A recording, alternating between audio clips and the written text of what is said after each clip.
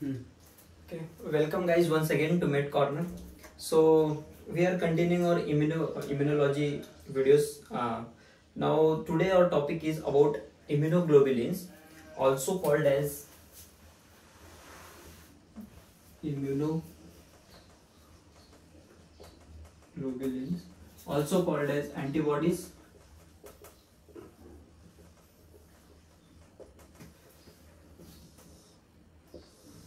Also called as antibodies. So before starting this, I told you that antibodies are mostly proteins. Okay, so antibodies are what? Mostly proteins. But to be specific, antibodies also contain some amount of carbohydrates. So it also called as, to be specific, it is called as glycoproteins. Glycoproteins. Now, let's see, if I ask where is these proteins are present, we know that they are present in circulatory system, but where exactly they are present? So let's see. We know that blood has two components. Which are they?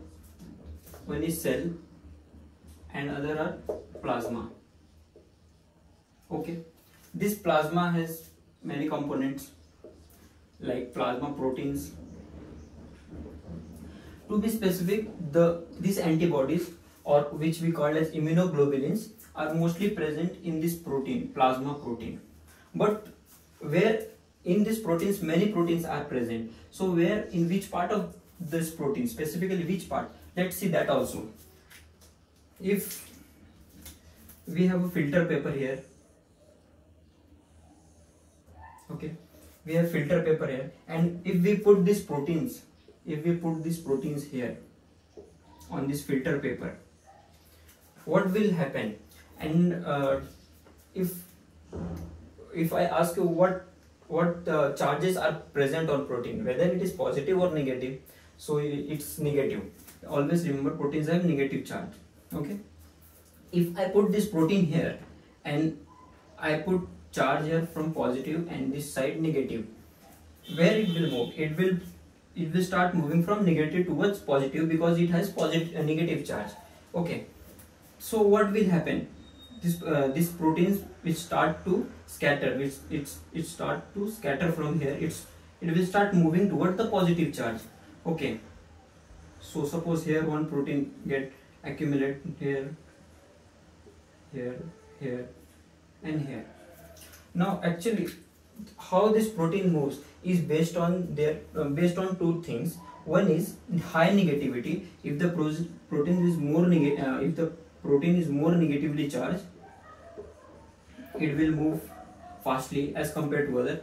And if it has low molecular weight, we know that if something which has high molecular weight, it going to move slowly, and which is having low molecular weight is going to move fastly. So the protein which will move fastly are more negatively charged and low molecular weight. So if we see on this filter paper, the sequence of protein which scattered here, first you will find is albumin. The second one, this you are going to find is globulin, and this third one will be fibrinogen. What is this method called? We have heard many times about this method, that is called as electrophoresis.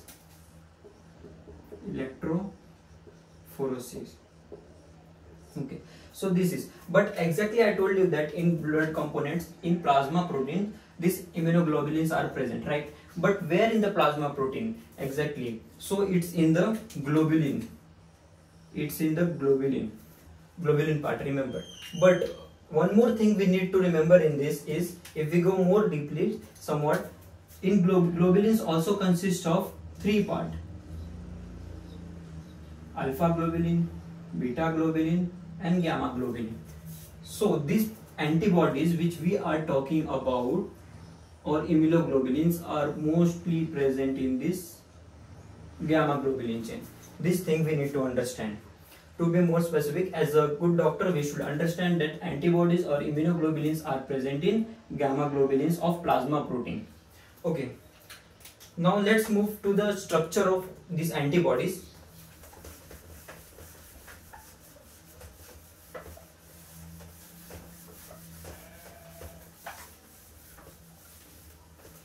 Let's draw an antibody or immunoglobulin.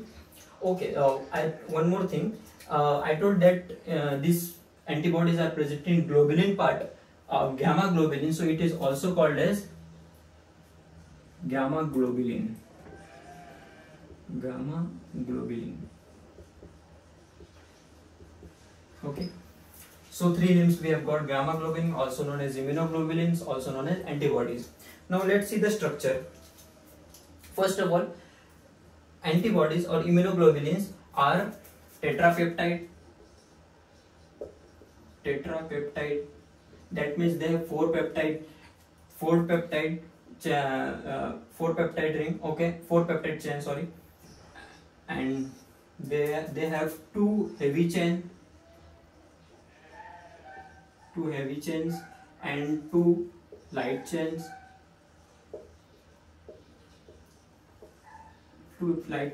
And these all are held together. By disulfide bond. That is disulfide bond.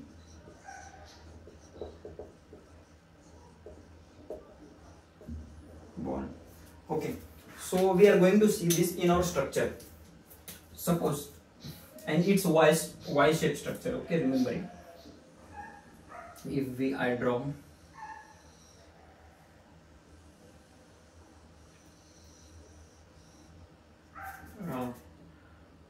Don't focus on too much on my drawing, it's not good, but I am trying to make it. Okay, these are the two heavy chains.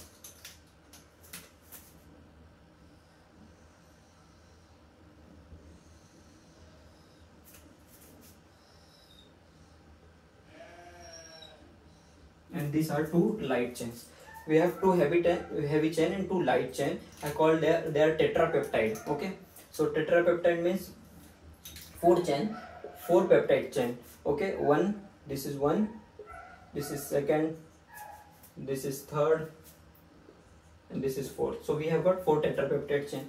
Now, the most important which we need to know is that we know it's peptide. So there must be amino group and carboxyl group. So here it comes amino group, and here it's carboxyl. Same for this also, amino, and at down carboxyl. Here also same, it will follow. Okay. Now, where actually the antigen will bind on this antibody? Where? So remember, this is the point. I will show it other. This is the point where antigen will bind with these antibodies between two peptide chains, so that it can't escape easily. If it binds here, that means it can easily escape, right? So it will not bind here. It will bind between these two peptide chain so that it can't escape easily. Okay. Now remember, these antibodies,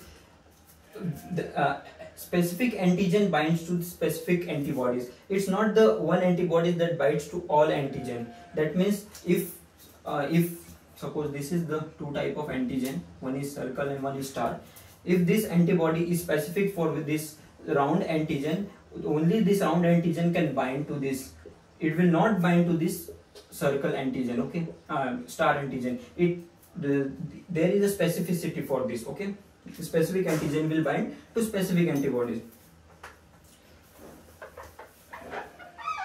Okay. Now, as different antibodies have different binding sites for the antigen, and that's why this is the site. These are the sites which are variable in different antibodies. So it is called variable region. So this much part will be called as variable domain for light chain, this part will call variable domain for heavy chain. Okay, same with here we will call it as variable region for light chain and variable region for heavy chain, because it's going to vary in different antibodies according to the antigen, but it will be specific for that antigen.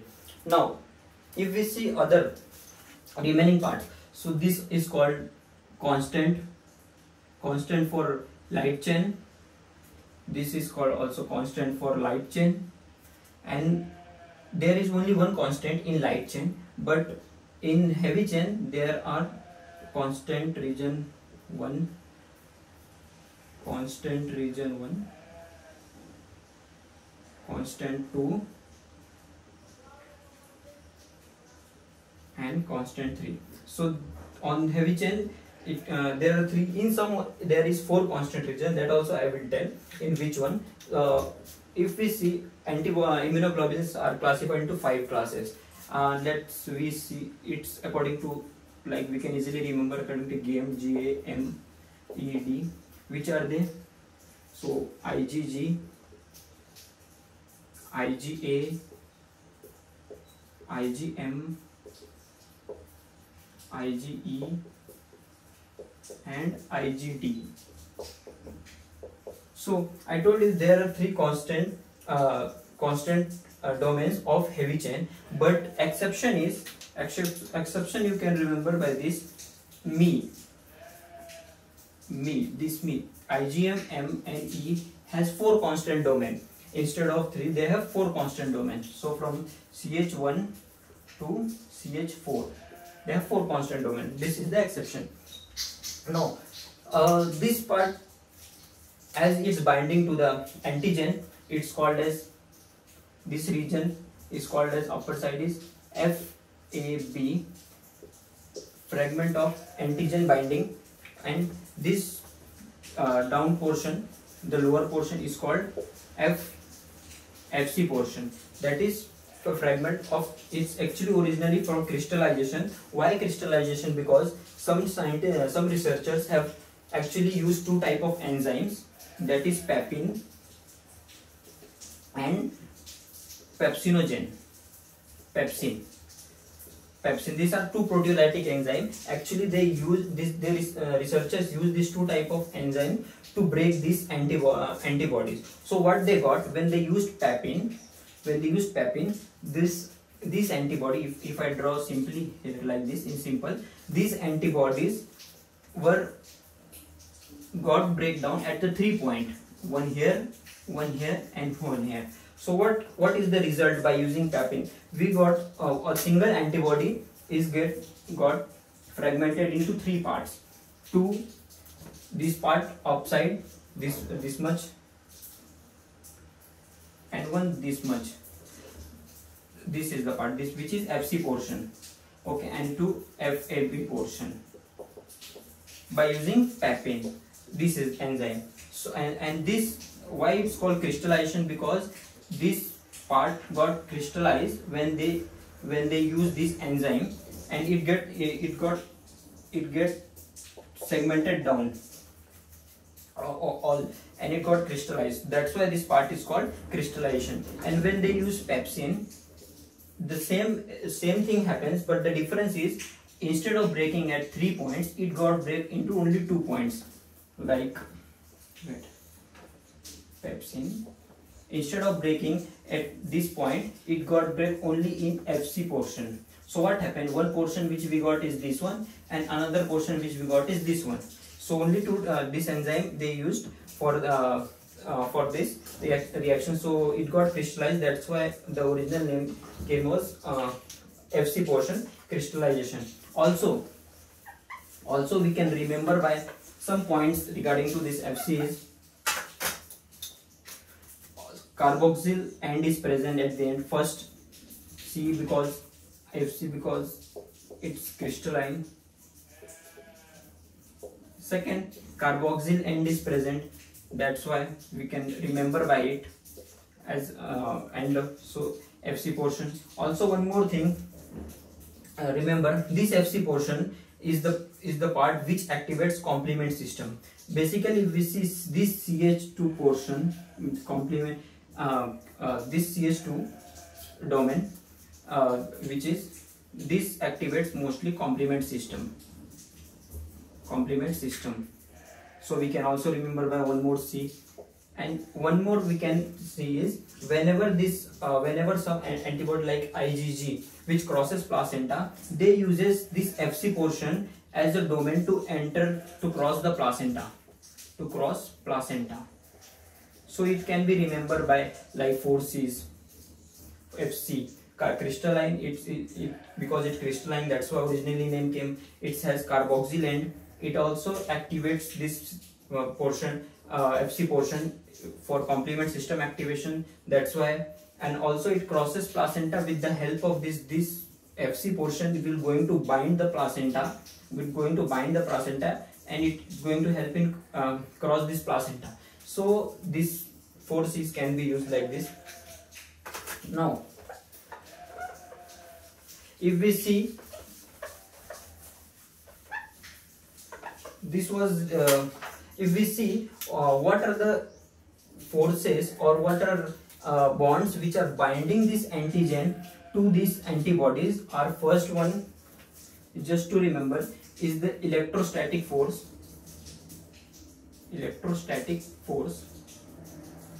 Second is going to be Van der Waals force. These are the two forces which are binding these antibodies, antigen to these antibodies. Remember, it consists of amino acids, and also there is positive and negative charge. So it consists of electrostatic force and Van der Waals forces. If we see about the bond, which type of bond is present, to be remembered, there is a weak bond present between this, because once the antibody attach, antigen attached to the antibodies, after some days, after whatever phagocytosis or complement system activates, it needs to be cleaned up. So the bond which is present is the bond which is hydrophobic.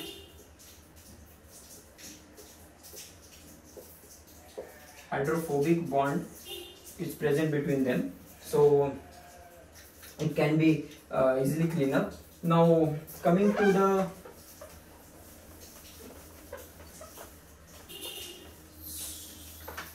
so this was regarding the structure. Now we have to see each immunoglobulins, their classes, how they are classified and how they are divided. So we will continue this part in the next video. Thank you.